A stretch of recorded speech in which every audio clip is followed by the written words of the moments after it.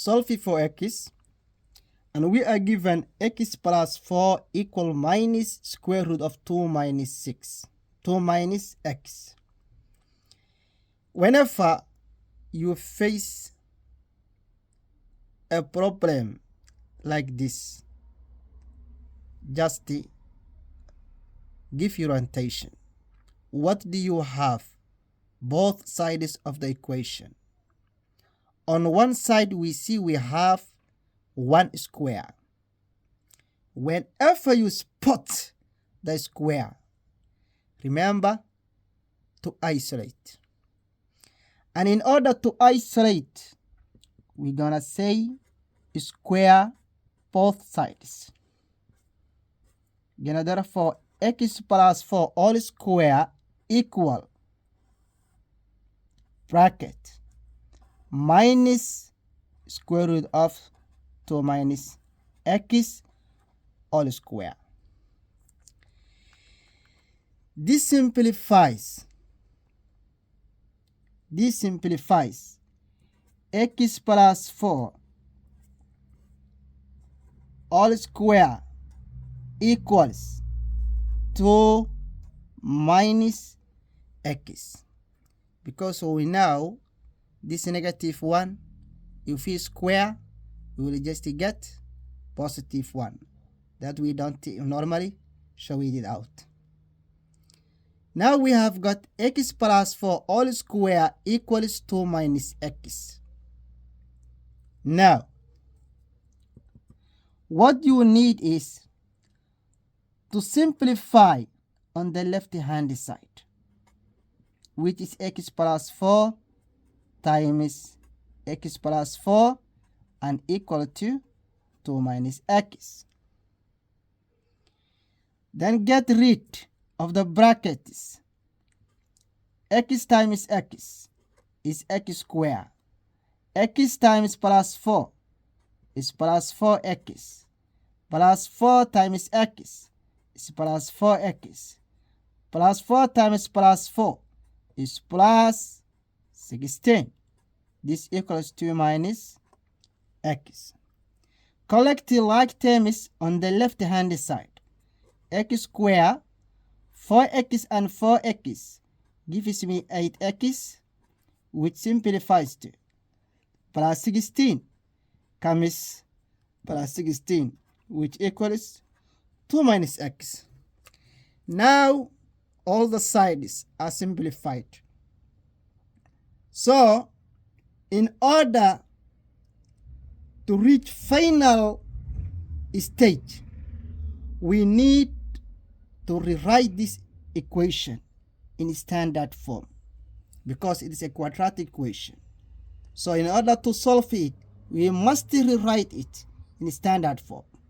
That means we must get all the terms on the left hand side,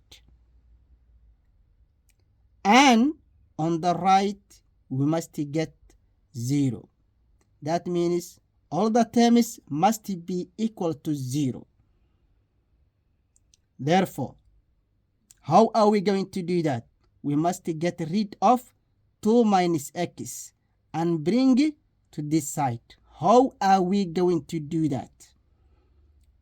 Follow my steps. X squared plus 8x plus 16. Second, minus 2 plus x equal 2 minus x minus 2 plus x. In order to get 2 and negative x to this side, I must subtract 2, and also I must add x. Minus x plus x cancel out. 2 and minus 2 cancel out.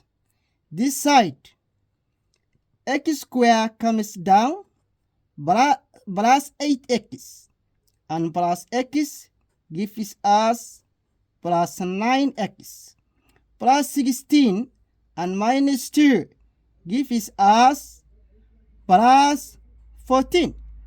And this simplifies to 0. Now we have a quadratic equation in standard form. Now we need to check, can we factorize? Well done. In order to check if it can be factorized, check the coefficient of x squared. It is 1.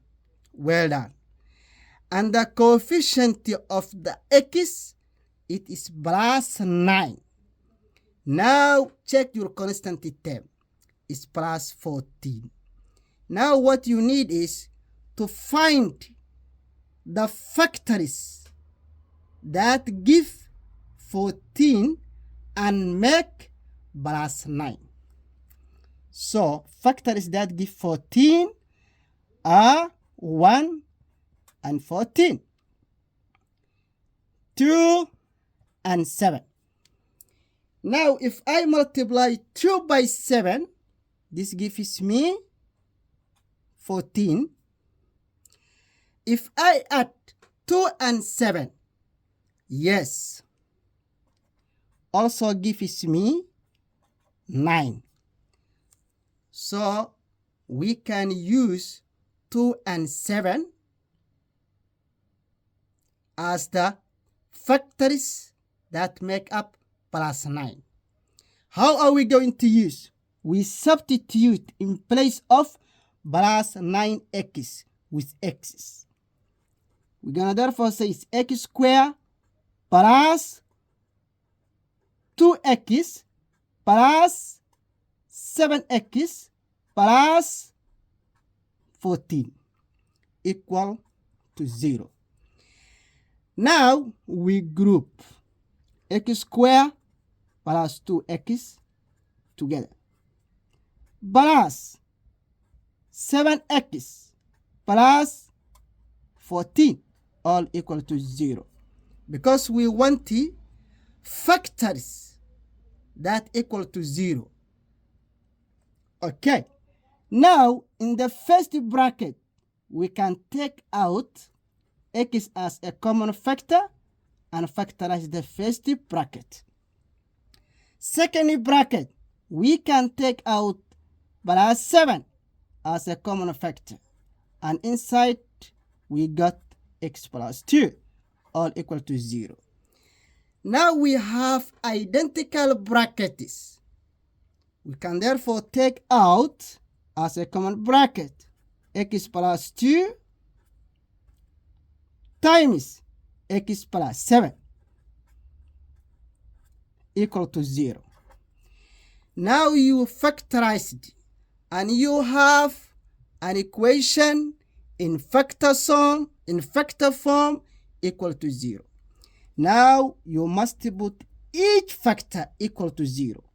We're gonna therefore say x plus 2 equal to 0.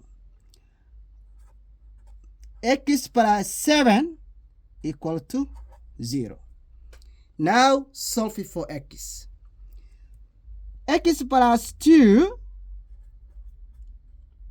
minus 2 equal 0 minus 2.